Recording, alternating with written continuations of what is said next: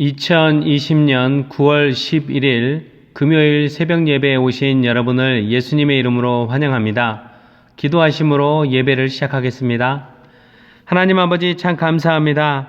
벌써 한 주의 막바지에 이르러 주님을 온 우리 교우들이 함께 모여 연합으로 예배하는 주일이 목전에 이르렀습니다. 시간이 얼마나 빠른지요. 쏜 화살처럼 이렇게 빠른 시간 속에서 여전히 모든 시간과 우주를 주관하시는 하나님을 우리가 찬양합니다.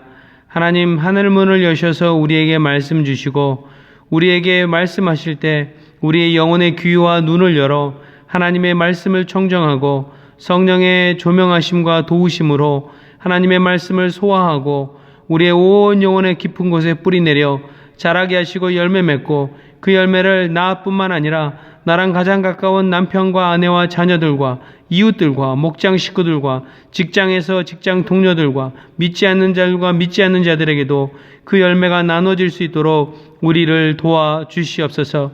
내 힘과 지혜와 경험과 내 자원이 아니라 하나님 성령님께서 도와주셔서 그 모든 것들이 성취될 수 있도록 우리의 눈과 귀와 입술과 두 손과 두 발과 마음과 태도와 생각과 모든 삶을 성령 충만함으로 사로잡아 주시옵소서. 하나님, 성령께서 도와주실 때 그리할 수 있사오니 주님 간절히 성령님을 간구합니다. 도와주시옵소서. 주님, 우리가 예배하겠습니다. 주님 말씀 정정하겠습니다. 말씀하여 주시옵소서. 예배 시종을 주님께 온전히 내어 맡기며 예수님의 이름으로 기도했습니다. 아멘. 오늘 하나님의 말씀은 예레미야서 31장 1절에서 9절 말씀입니다.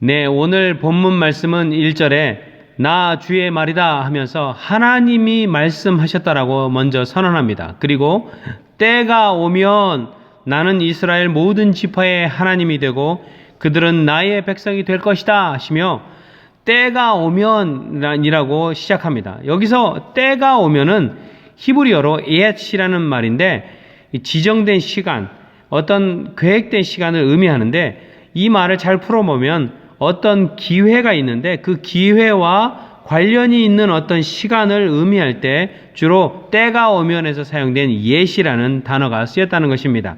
그렇다면 어떤 기회를 말하고 있는 것인가? 바로 여러분과 우리가 하나님의 백성이 될 기회, 또 하나님께서 약속하신 언약이 성취되는 것을 우리의 두 눈으로 목격할 수 있는 기회, 그 기회와 그 시간이 만나는 때를 의미합니다. 바로 이러한 때를 우리 놓고서 하나님이 때가 오면이라고 말씀하신다는 것입니다. 그런데 우리가 가만히 방에 들어가서 골방에 있으면서 저절로 그 때가 우리에게 이르는 것이 아니라 하나님만이 아시는 언약을 성취하시는 때를 우리도 기도로 순종함으로 소망함으로 준비하며 기다려야 한다는 것입니다. 우리는 마태복음 25장에 나오는 등불을 들고 신랑을 맞으러 나간 10처녀들과 같이 이 하나님을 기다려야만 한다는 것입니다. 이미 마태복음 25장의 이야기를 다 아시겠지만 한번 나눠보겠습니다. 한 마을에 10명의 처녀들이 신랑을 기다리고 있었습니다. 5명은 어리석은 처녀들이었고 5명은 슬기로웠던 사람들입니다. 어리석은 5처녀는 등불을 준비했지만 그 등불에 들어갈 기름은 갖고 있지 않았습니다. 그러나 슬기로운 5처녀들은 자기들의 등불도 준비해 놓고 그 등불과 함께 그 통에 기름도 따로 마련해 놓고 있었습니다. 신랑이 늦어지니까 이 늦어지는 시간 여유가 있을 때 이 슬기롭지 못한 어리석은 처녀들은 앞에 월그린이라도 가서 그 통을 좀 사놓으면 얼마나 좋았을까요? 그런데 슬기롭지 못하니까 신랑이 늦게 오니까 그렇게 하지 않았죠. 신랑이 늦어지니까 슬기로운 처녀나 또 이 지혜로운 처녀나 지혜롭지 못한 어리석은 처녀들이나 모두 다 졸다가 잠이 듭니다. 그런데 한밤중에 전혀 예기치 않은 날 그 저녁 시간에 신랑이 왔다라고 소리가 들립니다. 마치 이것은 언약의 때, 약속의 때, 하나님만이 하시는 그 언약이 성취되는 때가 반드시 나타나는 것을 의미합니다. 이렇게 신랑이 나타났을 때 그 처녀들이, 10처녀들이 모두 일어나서 자신의 등불을 손질하기 시작합니다. 그런데 이 미련한 처녀들이 자기는 등은 있지만 그 등에 들어갈 기름이 없으니까 슬기로운 처녀들에게 가서 우리 등불이 꺼져가니 너희 기름을 좀 나누어 다오라고 강청을 합니다. 그러나 이 슬기로운 처녀들이 대답을 합니다. 그렇게 우리가 갖고 있는 기름을 너희에게 나눠주면 우리나 너희에게나 다 모자랄 터이니 안 된다. 차라리 기름 장수들한테 가서 사서 써라. 그런데 신랑이 온 그 시간에 언제 월그린에 가서 주얼로스코에 가서 그 기름을 사겠습니까? 이 미련한 처녀들이 기름을 사러 얼른 뛰어나갑니다. 그렇게 뛰어나간 사이에 신랑이 이 집으로 왔습니다. 준비하고 있었던 처녀들은 신랑과 함께 혼인잔치에 들어가고 문이 쾅 하고 닫혀버립니다. 문이 닫힌 뒤에 이 주얼로스코에 가서 뒤늦게 기름을 사갖고 온 이 5명의 슬기롭지 못한 어리석은 처녀들이 와서 문을 쾅쾅쾅쾅 두드리면서 주님 문을 열어주십시오 하고 예언을 합니다. 그러나 신랑이 대답하기를 내가 진정으로 너희에게 말한다. 나는 너희를 알지 못한다. 이렇게 합니다. 그러니까 성경에 깨어 있어라. 너희는 그 날과 그 시각을 알지 못하기 때문이다 라고 늘 깨워서 준비하고 있으라고 예수님이 말씀하셨던 것입니다. 우리는 오늘 본문 속에서 깨어 기다리던 슬기로운 처녀들에게 직접 찾아오신 신랑처럼 하나님께서 끝까지 믿음을 지키고 순종하며 하나님의 때를 기다리는 백성들에게 직접 찾아오시는 하나님의 성품을 오늘 본문 속에서 발견할 수 있습니다. 과연 하나님의 어떤 성품이 오늘 본문 안에서 나오는지 3절부터 한번 살펴보도록 하겠습니다. 3절을 읽어드릴게요. 나 주가 먼 곳으로부터 와서 이스라엘에게 나타나 주었다. 하나님께서 직접 이스라엘에게 나타나 주셨다라고 말하고 있습니다. 일부러 하나님께서 능동적으로 하나님 자신을 보여주시고 있는 하나님의 성품을 볼 수 있습니다. 또 3절에 먼 곳으로부터 와서라고 말씀하시는 것을 보면서 이 먼 거리를 강조하심으로써 이스라엘 백성들이 깨어 순종하며 기다릴 때 이스라엘 백성들만 그런 것이 아니라 하나님께서도 그 기간 동안에 얼마나 간절히 이 70년이라는 시간을 기다리셨다가 나타나셨는지 강조하고 있다는 것입니다. 70년 동안 바빌론 포로로 보내놓고 그때까지 70년이라는 시간을 하나님도 기다리셨다는 것입니다. 여러분, 많은 분들이 군대에 갔다 오셨겠지만 부모들이요, 자식을 군대에 보내놓고 노심초사 하십니다. 군대에 가서 무슨 일은 없나 밤잠도 설치시는 부모님들도 있습니다. 저희 부모님도 그러셨죠. 노심초사 기다리다가 첫 휴가를 딱 몇 개월 만에 오면 부모님이 양말도 신지 않고 맨발로 문을 박차고 대문 밖까지 나와서 아들을 부둥켜 안고 고생했다, 수고했다, 그럽니다. 마치 그것처럼 바빌론에 이 이스라엘 백성들이 죄를 지으니까 징계하기 위해 바빌론 포로로 70년 동안 보내서 살게 하셨는데 이렇게 70년간 바빌론 포로로 살게 만들어 놓으신 동안에도 그 기간 동안 하나님은 아이고 너 그렇게 살아라고 가만히 계신 것이 아니라 하나님도 단 한순간도 멈추지 않고 간절히 이 이스라엘 백성들을 지켜보시며 70년을 기다리셨다는 것을 알 수 있습니다. 두 번째 하나님의 성품은 3절로 나는 영원한 사랑으로 너를 사랑하였고 에서 이 표현을 통해 하나님은 여러분과 저 우리를 영원히 사랑하시는 분, 한결같이 사랑을 우리에게 지속적으로 그 사랑을 베풀어 주시는 분임을 우리는 알 수 있습니다. 세 번째, 하나님의 성품은 4절에 나타납니다. 4절에 처녀 이스라엘아, 내가 너를 일으켜 세우겠으니 내가 다시 일어날 것이다. 너는 다시 너의 소구를 들고 흥에 겨워 춤을 추며 나오게 될 것이다 하신 것과 같이 하나님은 하나님의 언약의 때에 여러분과 우리 모두를 일으켜 세우시는 그런 성품의 하나님이시라는 것입니다. 내 힘과 계획, 경험과 자원을 의지해서 우리 스스로 일어나는 것이 아니라 하나님께서 하나님의 때, 언약의 때가 이르면 직접 하나님이 찾아오셔서 여러분과 우리를 모두 다 일으켜 세우신다는 것입니다. 주님께서 그렇게 하실 때 진정으로 우리는 다시 일어나게 된다는 것입니다. 하나님께서 직접 찾아오셔서 직접 우리를 세우실 때는 영적, 지적, 정서적, 육체적, 사회적, 관계적, 비즈니스적, 가정적 모든 영역에서 총체적으로 여러분과 우리 모두를 다시 일으켜 세워주신다는 그런 의미입니다. 그런데 오늘 4절의 원문을 자세히 들여다보면 다시 내가 너를 일으켜 세우시겠다라고 다시, 즉 again이라는 단어가 들어가 있다는 것을 찾을 수 있습니다.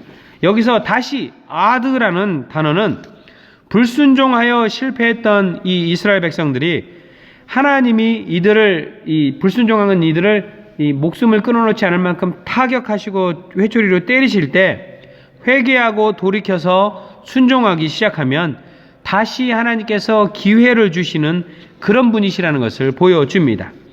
실패했던 이들에게 다시 기회를 주시고 하나님께서 직접 다시 세우시고 다시 소구를 들고 악기종 흥에 겨워 춤을 덩실덩실 출 수 있도록 회복시켜 주시고 또 환경을 열어주시는 그런 하나님의 성품을 엿볼 수 있는 것입니다.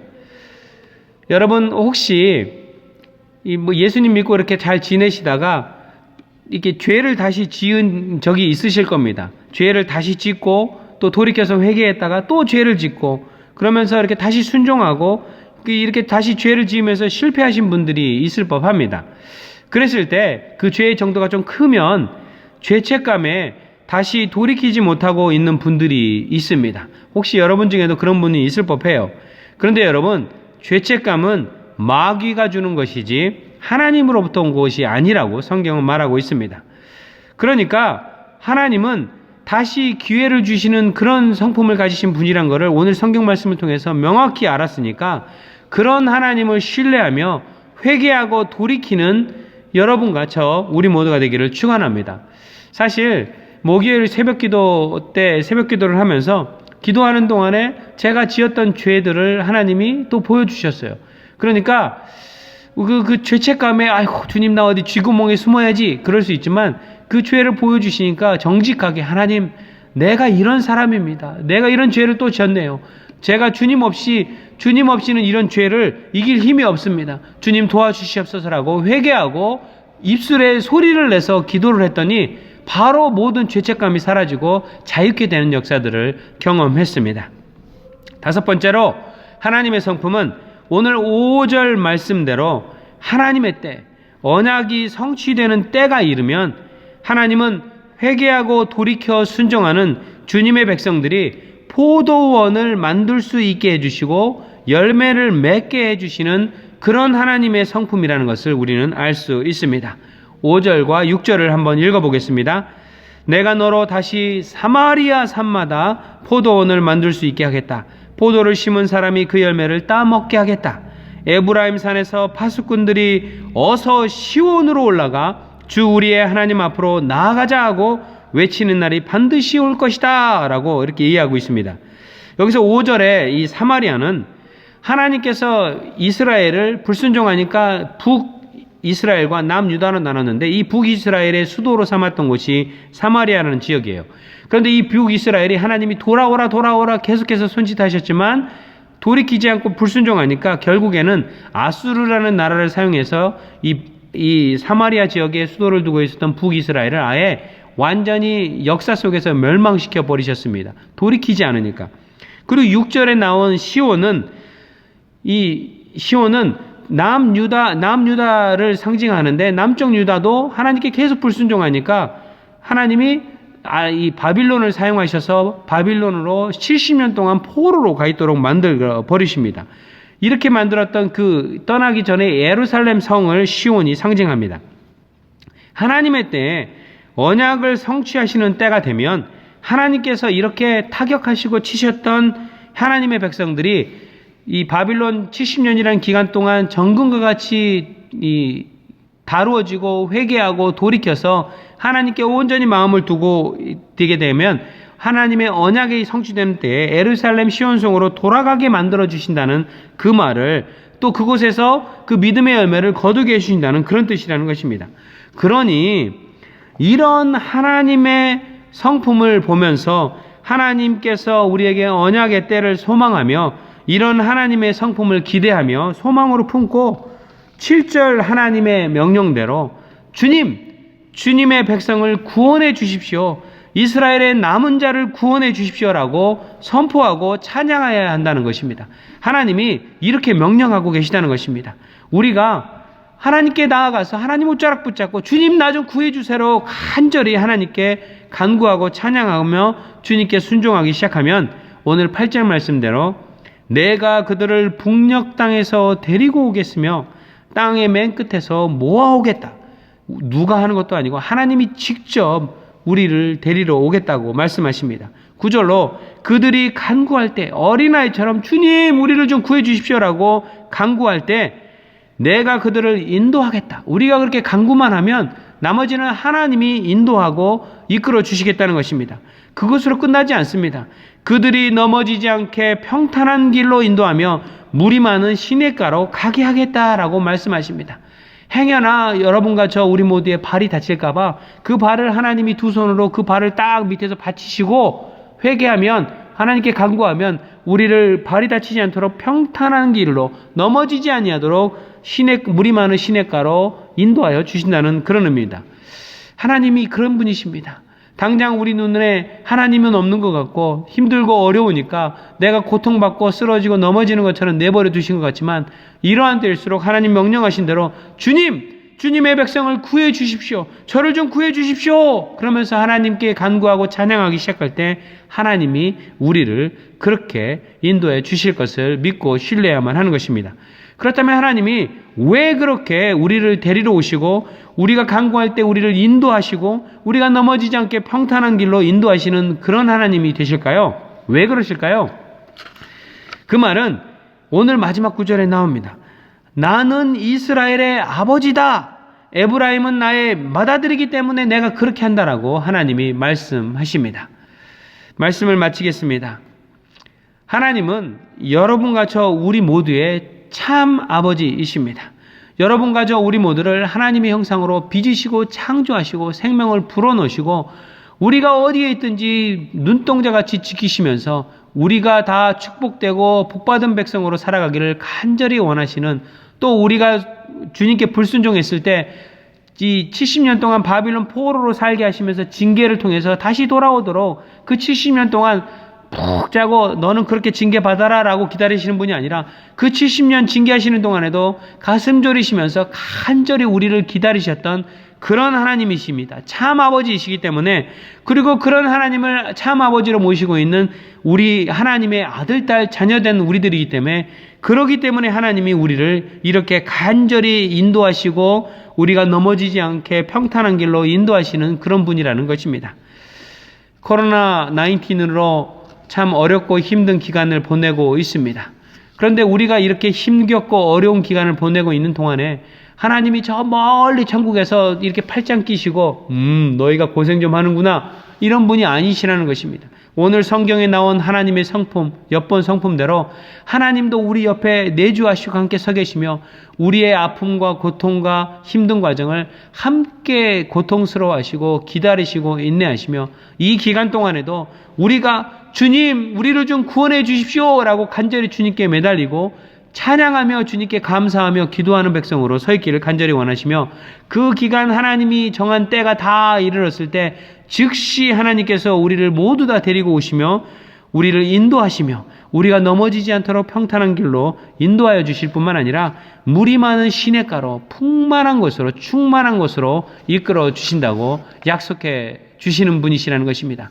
그런 하나님을 우리가 기대하고 소망하면서, 그런 하나님을 온전히 의지하면서 다시 한번 믿음의 길로 나아가는 여러분과 저, 여러분의 아내와 남편, 여러분의 자녀, 여러분의 가정, 여러분의 목장, 또 여러분의 초원, 여러분과 우리 모두의 교회와 온 우주의 믿음의 백성들이 되기를 축원합니다. 기도하시겠습니다. 하나님 아버지, 참 감사합니다. 오늘 말씀을 통하여 그때 하나님의 언약의 때에 주님께서 우리를 다시 세우시고 우리를 영원토록 사랑하심을 보여주시며 우리 행여나 우리의 발이 다치지 아니하도록 주님께서 온전케 두 발로 손으로 우리를 받치시며 인도하시며 물이 풍성한 시냇가로 인도하시는 하나님을 믿고 소망하게 해주셔서 고맙습니다. 그런 하나님의 성품을 날마다 묵상하며 그런 하나님만을 의지하며 우리가 죄 지었을 때, 연약해졌을 때도 즉시 하나님께 돌이켜 하나님만을 간구하며 하나님만을 찬양하며 하나님만을 의지하는 주님의 백성들 되게 하여 주시옵소서. 우리의 힘과 능력으로 되지 아니하오니 성령 충만케 해주셔서 우리의 두 눈과 귀와 입술과 두 손과 발목과 우리의 온 생각과 마음을 사로잡아 성령 충만함으로 주님만을 의지하며 나아가는 주님의 백성들 되게 하여 주시옵소서. 예수님의 이름으로 기도했습니다. 아멘. 하늘에 계신 우리 아버지여, 이름이 거룩히 여김을 받으시오며 나라의 임하옵시며 뜻이 하늘에서 이룬 것 같이 땅에서도 이루어지이다. 오늘날 우리에게 일용할 양식을 주옵시고 우리가 우리에게 죄 지은 자를 사하여 준 것 같이 우리 죄를 사하여 주옵시고 우리를 시험에 들게 하지 마옵시고 다만 악에서 구하옵소서. 되게 나라와 권세와 영광이 아버지께 영원히 있사옵나이다. 아멘.